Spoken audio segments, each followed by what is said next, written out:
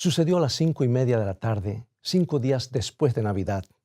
Frank Steunenberg, ex gobernador de Idaho, Estados Unidos, salió del Hotel Saratoga hacia su hogar. Anhelaba disfrutar una velada tranquila con su familia. La cena caliente lo esperaba y también una bomba. La explosión fatal conmovió a todos los Estados Unidos. Algunos lo llamaron el crimen del siglo. Y más de 100 años después todavía se recuerda el asesinato del ex gobernador Steunenberg. Así que prepárate para escuchar una historia conmovedora y su lección para nosotros hoy.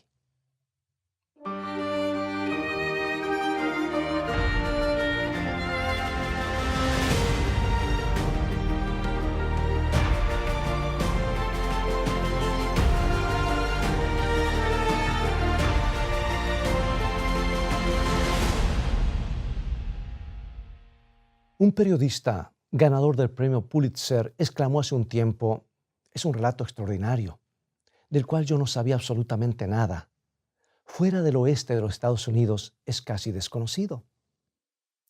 Los buenos ciudadanos de Idaho han querido cambiar la situación. La ópera de Boise, la capital de Idaho, celebró el centenario del estado haciendo una magnífica presentación del drama, que comprendía no solo el crimen mismo, sino la confesión del asesino, la compasión de la viuda y la capacidad de nuestro Señor para restaurar las vidas arruinadas. Vayamos a Caldwell, Idaho, la noche del 30 de diciembre de 1905. La terrible sorpresa acababa de sacudir el pueblo. La sospecha cayó rápidamente sobre un forastero que se hospedaba en el Hotel Saratoga.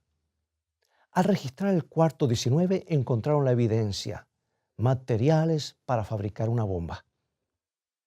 El día de Año Nuevo arrestaron y acusaron del crimen a un desempleado descontento llamado Harry Orchard. Como criminal al servicio de organizaciones laborales extremistas, Orchard había asesinado a más de 20 personas antes de asesinar al ex gobernador Steunenberg. Carrera extraña para un muchacho bueno, criado en una hacienda tranquila. Harry Orchard creció en las playas soleadas del lago Ontario, no muy lejos de Toronto. Era el segundo de 8 hijos y ayudaba a cultivar frutas y verduras para el mercado de la ciudad. Su padre trabajaba mucho y gobernaba a su familia con mano dura. Sin embargo, la ternura y simpatía de su madre aliviaba las heridas. Su ferviente fe en Dios era la luz y el gozo del hogar. La madre de Harry lo llevaba semanalmente a la escuela dominical y celebraba cada día el culto familiar. Por consejo de su madre, Harry leía la Biblia de vez en cuando, aunque no era particularmente religioso. Fue en Saginaw, Michigan, que Harry Orchard descubrió los caminos del mundo. Trabajaba en el rudo campamento maderero fuera de la ciudad. Por la noche se iba a las cantinas donde se puso bebedor y mujeriego. Y a pesar de todo, este hijo pródigo se casó a los 22 años con una buena joven cristiana. Amoblaron su casita y durante varios años disfrutaron juntos de una vida feliz. Eventualmente, el inquieto esposo comenzó a llegar tarde al hogar. Pronto se metió en dificultades. Por escapar se fue al oeste, abandonando a su esposa por otra mujer. Siempre lo intrigaron los relatos emocionantes que escuchaba del oeste y ahora estaba decidido a participar de la acción. Harry Orchard ganaba dinero fácilmente y lo gastaba a manos llenas hasta que, sumido en deudas, decidió dedicarse al crimen para recobrar su prosperidad. Hasta accedió a matar por contrato. Y por esos lugares había muchas muertes violentas. Por años, ciertos estados habían sufrido fieras luchas entre mineros y sus usureros empleadores. Parecía que ambos lados solo conocían la ley del ojo por ojo y diente por diente. Y los mineros, descontentos por los escasos salarios que recibían a cambio de largas horas de trabajo peligroso y sucio, con frecuencia se declaraban en huelga. Y los dueños los reemplazaban con obreros que no pertenecían a los sindicatos. Y los dirigentes radicales de las uniones se ponían de acuerdo para aterrorizar a los nuevos obreros y castigar a los dueños. Su táctica favorita era el asesinato.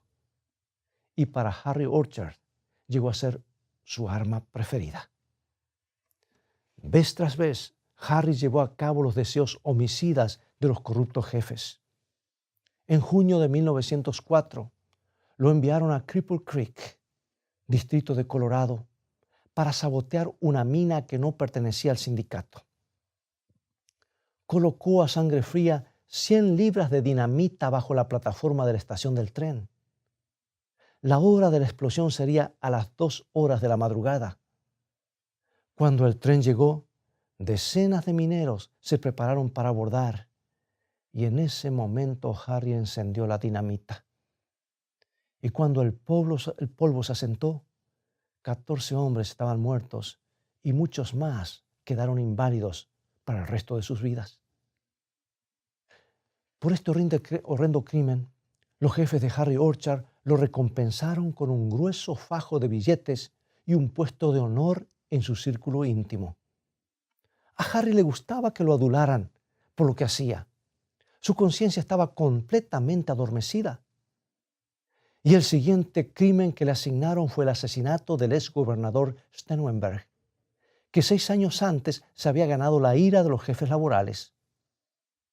Sucedió después que centenares de mineros, disgustados porque los dueños rehusaron reconocer su unión, se lanzaron a una orgía de violencia y destrucción. Y el gobernador declaró la ley marcial, enviando tropas federales para enfrentar las turbas. 1 millar de mineros fueron detenidos. Culparon al gobernador y juraron vengarse. El señor Steunenberg no se amedrentó. Era un líder íntegro y honrado, valiente y capaz. Cierta vez asistió a una reunión secreta, sin que lo reconocieran, donde los obreros planeaban un acto de violencia. Se sorprendieron cuando el gobernador se paró y se identificó. Declaró que como jefe de las fuerzas de la ley y el orden, él impediría sus malvados planes. Luego se dio vuelta y salió. Liderazgo como ese no agradaba mucho a sus enemigos. Por eso decidieron matarlo. Harry Orchard llevó a cabo su plan la noche del 30 de diciembre de 1905. Jugaba naipes en la cantina del Hotel Saratoga, observando a la vez al señor Steunenberg, que conversaba con unos amigos en la sala del hotel. Y poco antes del anochecer, mientras el gobernador se preparaba para volver a su hogar, Harry subió corriendo a su cuarto. Envolvió la bomba en periódicos y la colocó bajo el brazo. Se dirigió al hogar del señor Steunenberg y ató la bomba a la puerta. La trampa mortífera estaba lista. Harry se encaminó de vuelta al hotel, cruzándose por el camino con la incauta víctima. Minutos después, la sorpresa fatal sacudió a la ciudad de Caldwell. Harry se sentó tranquilamente a disfrutar la comida en el hotel. Pronto la milicia del estado rodeó la ciudad. Todos los extraños eran registrados. Y pronto las sospechas se centraron en Thomas Hogan, el nombre bajo el cual Harry Orchard se había registrado en el hotel. En su cuarto había restos del material con que había hecho la bomba.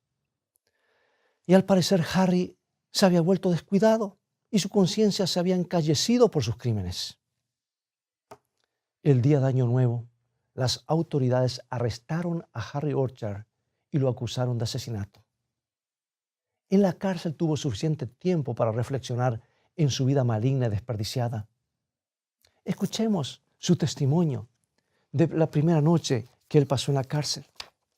Él dijo así: la noche después de mi arresto, por primera vez en muchos años medité acerca de mi propia vida, recordó más tarde. Lamenté amargamente haberme dejado arrestar sin resistencia. Sentí deseos de morir antes que vivir para sufrir la humillación de la prisión. Y luego él comenzó a repasar los crímenes que había cometido. Y él escribió: mi mente recordaba vez tras vez mi pasado La sangre de muchos hombres manchaba mis manos. Trataba inútilmente de eliminar de mi mente esas escenas terribles que en forma extraña comenzaban a espantarme. Esa noche, por primera vez en años, en esa celda sucia y oscura, comencé a preocuparme de las cosas celestiales y del más allá. Con frecuencia yo había declarado que no temía a Dios ni creía en su existencia. Sin embargo, a través de esos años, en las secretas profundidades de mi corazón, creía que había un Dios y que tendría que enfrentarlo. Esa noche, después de años de rebelión contra Él, me preguntaba por fin si algún día podría estar en paz con Él. Pero ¿cómo hacerlo? Esa era mi duda. Me parecía que había pecado tanto que yo no tenía perdón. Sentía que mis pecados llenaban el infierno y se amontonaban hasta el cielo. Eran tan terribles que aunque me arrepintiese, temía que Dios nunca me perdonaría. Harry Orchard recordaba, y él dice, durante la noche de agonía, el diablo trató de hacerme creer que ya había ido demasiado lejos y que Dios no escucharía mi clamor. Si hubiese poseído 10,000 mundos, los hubiese dado a cambio de obtener paz con Dios. Así pasaron los días y las semanas, y en mi mente constantemente se agolpaba la cuestión trascendental de la paz con Dios. La batalla continuó. Pasé días casi sin hablar con nadie. La pesada carga que no me abandonaba era ¿cómo hacer la paz con Dios? Nadie podrá comprender jamás la agonía mental que experimenté. ¿Podemos imaginar la carga de culpabilidad que sentía Harry Orchard? Con razón dudaba de la posibilidad de estar algún día en paz con Dios. Todavía no comprendía el Evangelio. La verdad es que los pecadores no tienen que hacer la paz con Dios. Jesús ya logró en la cruz del Calvario, logró hacer esa paz. La Biblia dice que Él es nuestra paz. Veamos por nosotros mismos en Efesios capítulo 2, versículo 14. Porque Él es nuestra paz, que de ambos pueblos hizo uno, derribando la pared intermedia de separación. Es así de sencillo. Jesús mismo es nuestra paz con Dios. Todo lo que necesitamos hacer es admitir que somos pecadores, abandonar el pecado y confiar en lo que Cristo hizo por nosotros en la cruz. Entonces, aunque seamos pecadores, Dios nos acepta y nos considera perfectos en Jesucristo. Bien, Harry Orchard todavía no comprendía eso, pero Dios estaba obrando en su corazón. Inesperadamente le llegó una Biblia por correo que un médico de Hinsdale, Illinois, que supo del asesinato, decidió enviarle. Y al principio Harry rechazó el regalo. En su mente todavía se repetían las palabras, ningún asesino puede salvarse. Y luego se preguntó si serían realmente bíblicas esas palabras y estarían en ese libro. Decidió indagar y por supuesto no encontró esas mismas palabras, sino que halló al Cristo del libro. Pero ¿cómo podía ese Cristo perdonar a un asesino, a alguien tan culpable como él? Un día el alcalde lo sorprendió con este anuncio. Orchard, le gritó, el hijo de la señora Stenenberg quiere verte. Y Harry Orchard quedó estupefacto. ¿Para qué querría verlo el hijo del hombre que él había asesinado? El muchacho entró, temblando ante el asesino de su padre, y le entregó un paquete diciendo, mi mamá le envía esto. Quien ahora se puso a temblar fue Harry Orchard. ¿Qué contenía el paquete? ¿Una bomba? Esto era lo que él merecía. No, no era una bomba. En el paquete venía el valioso librito El Camino a Cristo, uno de mis libros favoritos.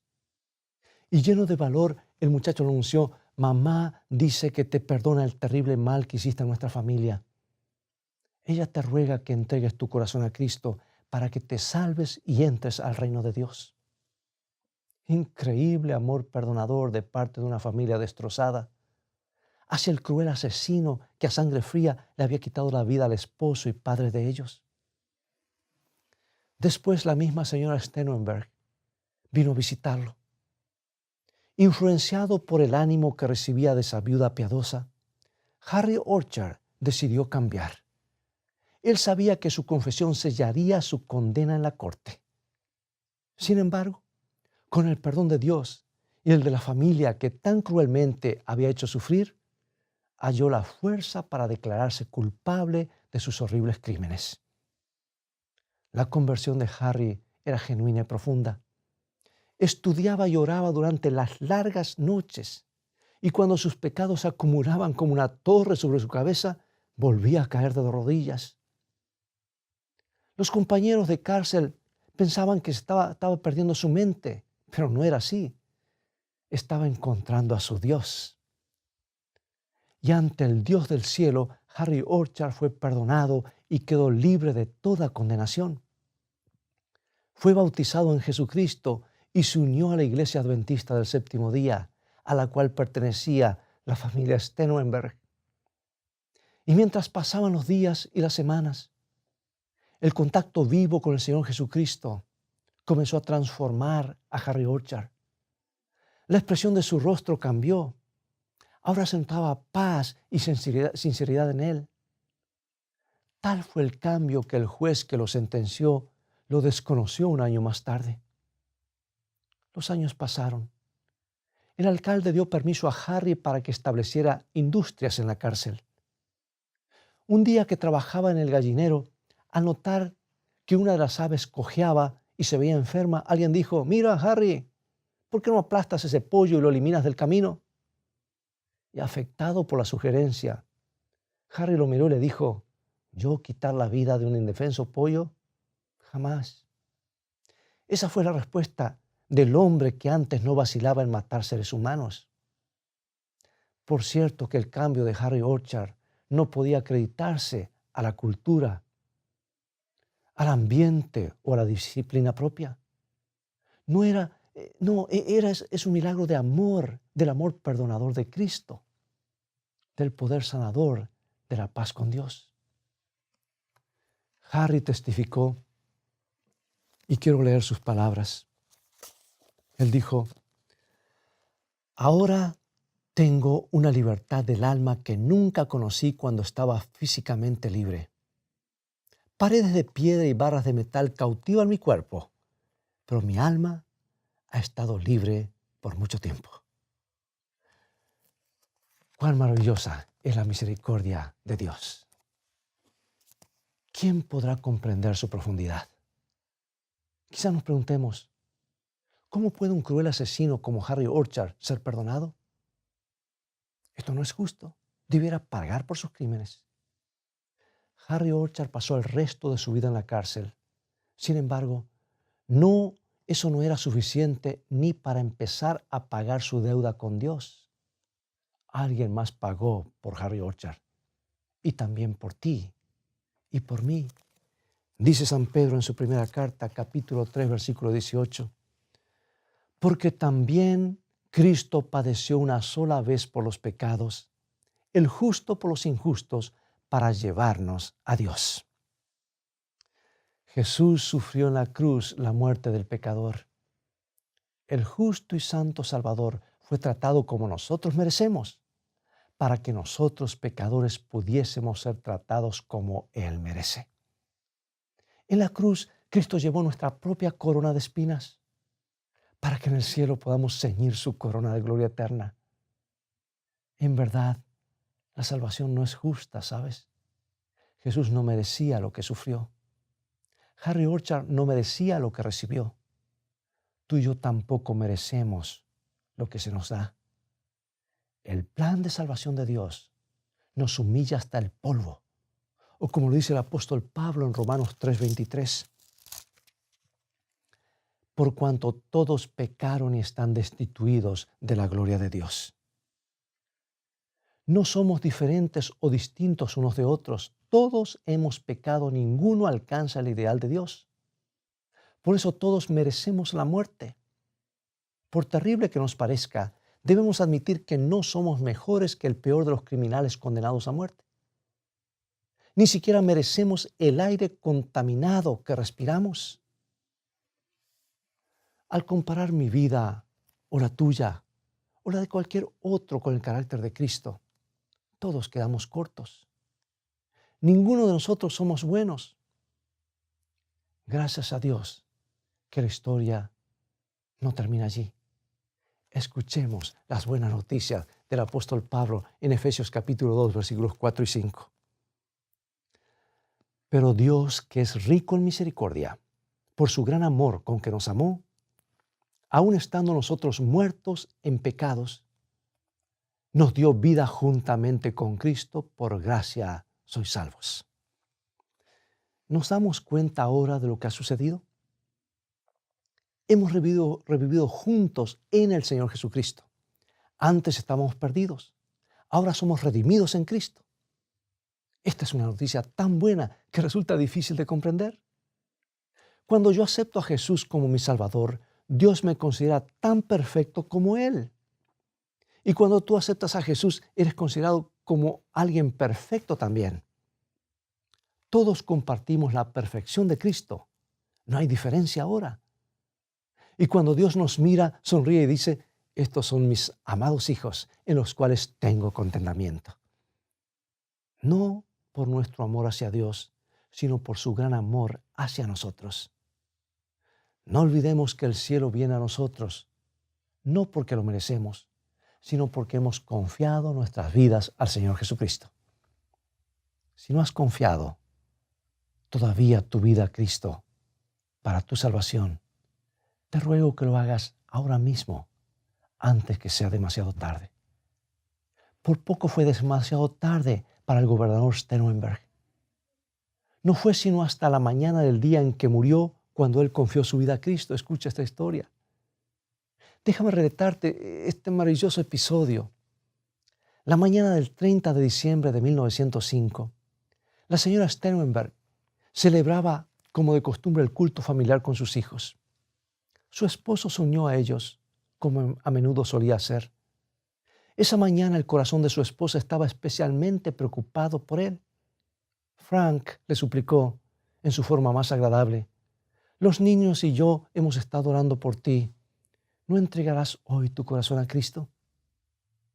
Siempre había sido un buen hombre, honesto y fiel en su trabajo, un padre amoroso, pero en sus 44 años no había profesado el cristianismo. Estaba perdido y él lo sabía. Y evadiendo la mirada de su esposa, se paseaba por el cuarto, sosteniendo una fuerte lucha en su alma. Y de pronto comenzó a cantar con su voz clara de tenor, más cerca, oh Dios, de ti. Había hecho su decisión por Cristo.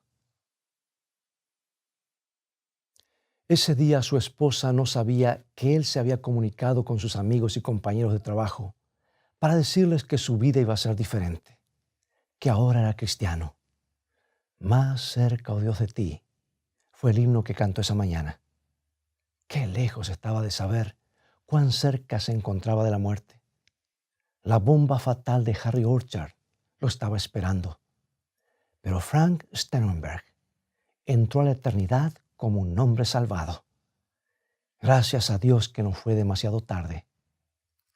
¿Y tú, amigo y amiga? Muchos hacen planes para arrepentirse a la hora 11 y mueren a las 10:30. Sorpresa fatal. Te ruego en el nombre de Cristo que no dejes que eso mismo te suceda a ti. Entrega tu vida a Jesús ahora mismo. Jesús espera hoy entrar en tu ser. Ábrele tu corazón. No dejes que el mundo te aparte de él. ¿Cuál será tu decisión? Cada momento esperando está y ahora te llama.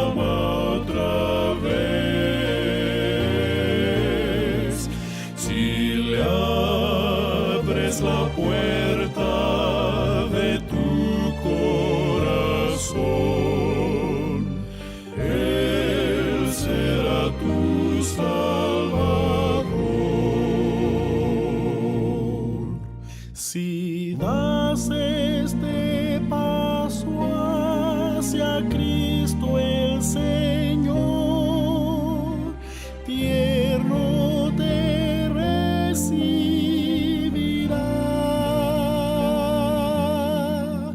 Acéptalo y deja la oscuridad. Él morará en tu ser.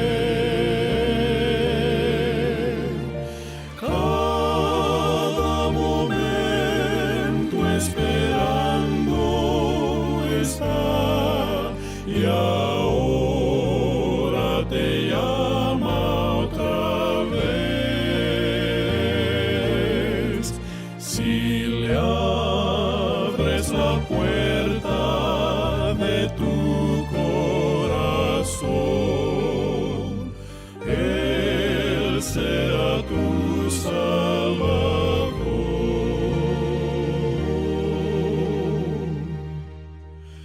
Él será tu Salvador, Salvador.